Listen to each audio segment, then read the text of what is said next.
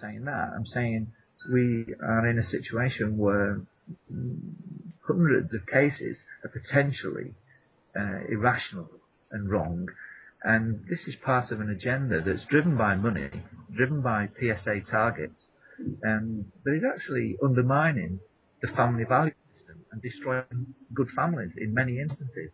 I myself, a couple of, 2 or 3 days ago, was at a conference in Skegness, where I was privileged enough to witness the testimonies of many women and parents, males as well, that have actually suffered at the hands of the state, stealing their children away, and an acute sense of injustice, and sensitivity to the corruption in high places. Now, these women, these gentlemen that have suffered, may not have titles. They may not have a title of a chief constable or a chief superintendent or a detective chief inspector. But one thing they've got that is in stark contrast, is they have testimonies. They have very powerful testimonies, and that if people could be made to listen to these testimonies, and bear in mind that's the idea of the secret court, is to keep them shut, and not to get them to speak out. But these women are now increasingly being prepared to speak out, out about them and tell their testimonies, tell how the state, social services, the police have ripped their families apart, and in many instances without any real evidence for and rationale behind their decision making. It was a tear-jerking conference, and I think that people in the country need to wake up to the level of corruption in high places on these issues.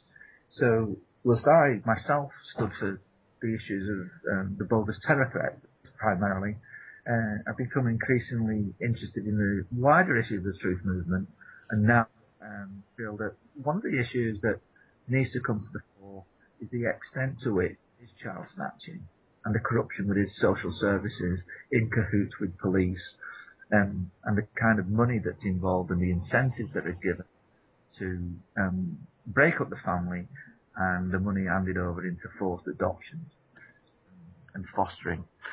That's not to say all adoptions are bad, far from it. It's not to say that all fostering is bad, far from it. But we do need to take a good hard look at this, and I think it's an important strategy for the mothers and the victims to actually unite and galvanise the support of the nation. Because just as the Hillsborough galvanised the support of the city of Liverpool, where I note as well that Everton supporters have come down in full support of the Liverpool supporters. Well, with child snatching, I think the whole nation needs to get behind this kind of injustice. And a wonderful opportunity here with Hillsborough to stand up these issues. We're all equal. They are, based on the principle of love thy neighbour.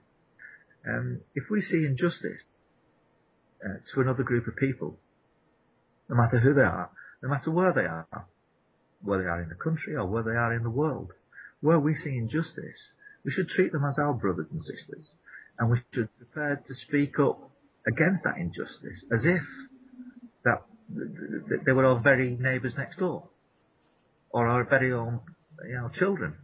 And it's almost like the parable of the Good Samaritan. We call ourselves, a great nation, based on Christian principles. But how can we? And we have to look at the role of the church and the state here. How can we sit by when, in plain sight, Muslims in our country are being demonised with a bogus terror threat? Families have been broken up, right, prematurely and unfairly by the activities of the state, all for the name of money.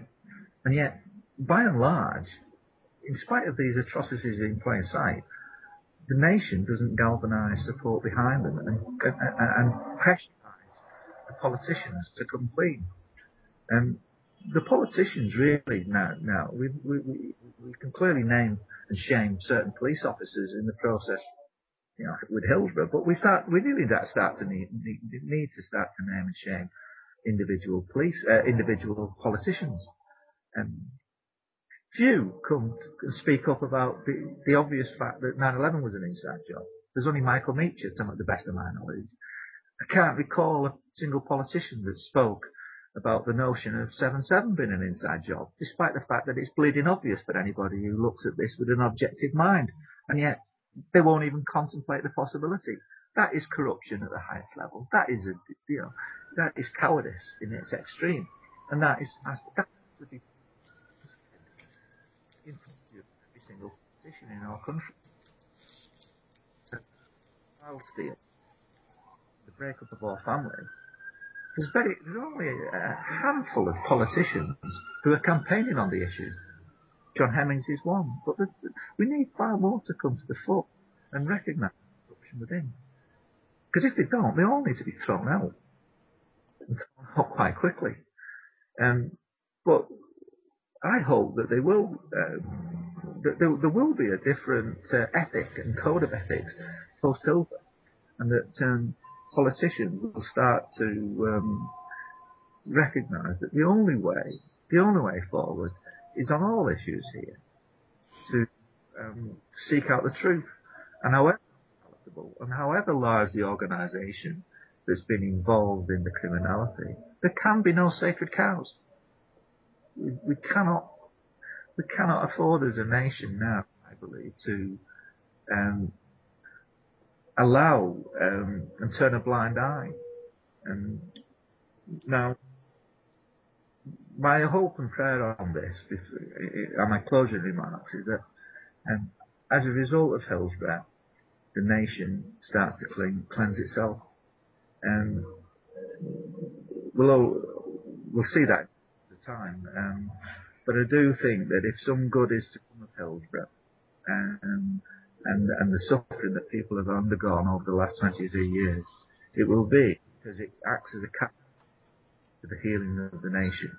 And that is really my hope and prayer, that a new wave of ethics sweeps the country, sweeps through our politicians and through our police service. I think that's probably enough of me waffling on a little bit there, George, but no, they will absolutely fine. Intelligence analyst that feels very sad about the state of the nation at the moment. But I have hope, and if we all operate in a spirit of love and seek out the truth, then I think there is a better way forward and a peaceful way to start to mend and heal the nations. Yeah, I think, Tony, a couple of points you said there. With regards first, I'll get that, I'll address that first at Hillsborough. Really up until what you just said there, it never struck me in that way. That maybe, obviously, with being from Liverpool, I'm looking at it being a bit insular and thinking this event affected people in Liverpool, and the people from Liverpool had to endure the 23 years, and it was, I'd say, insular in that city. But I think you're absolutely right. If the same type of spirit and determination that the victims' families and friends and the city in general,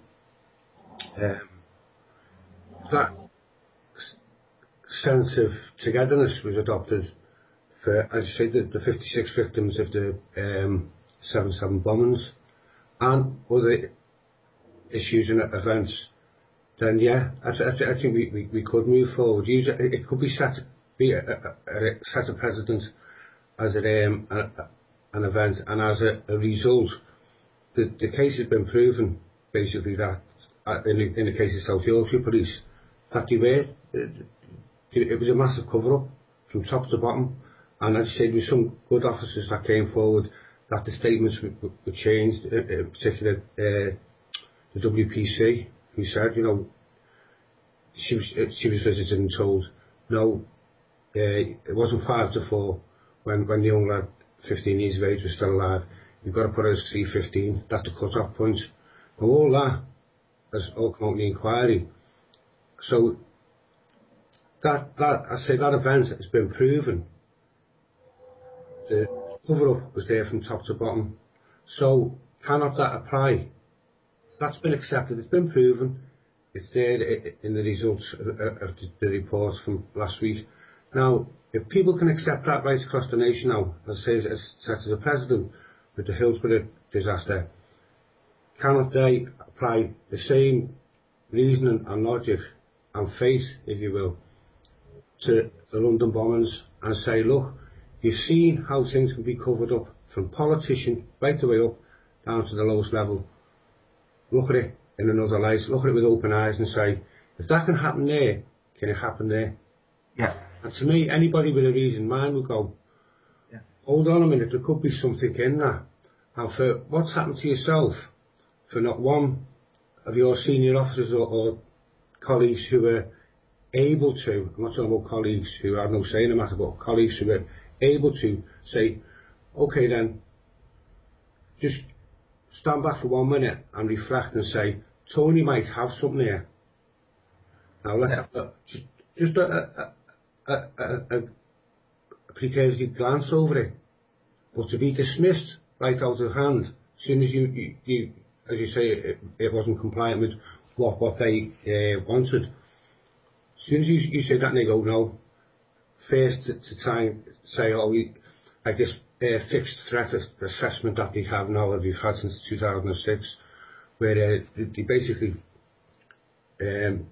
demonise and ridicule a person to take the focus off the point or the evidence they're bringing forward, and then your dismissal. It's just it reeks of the same type of cover up and subterfuge as with the Hillsborough. Yeah. The same type of thing, and I can't see why people can't just look at that situation there and apply the same logic and go, well, if that's happened there, it's happened there. You know, it could have happened there. Police really want to do the decent thing. They would actually now say, hang up again, hold up the hands and say, hey, we've got this, we probably got this wrong. You know, we were wrong to sack him. In actual fact, because the principal intelligence analyst alerted to these things, and they put their back in the courtroom. Interesting one. He put it to me. He says, you do realise that you cornered your own bosses. He says, if we would have actually, we would have had to have opened up a file on Tony Blair. And they said, yes, that's correct. That's the position I was putting you into. But I said, and I was quite clear on this before I got sacked, I said on the 2nd of September 2010, the police service is in danger of nobbling Tony, and that South Yorkshire Police are at risk of making themselves fully complicit in the evil act. What they were doing here, I wasn't giving them a back out. I wasn't trying to skirt around the issue. I was saying, you've either got to back me, or you go ahead and sack me. You're listening to Critical Mass Radio. Now it's our turn.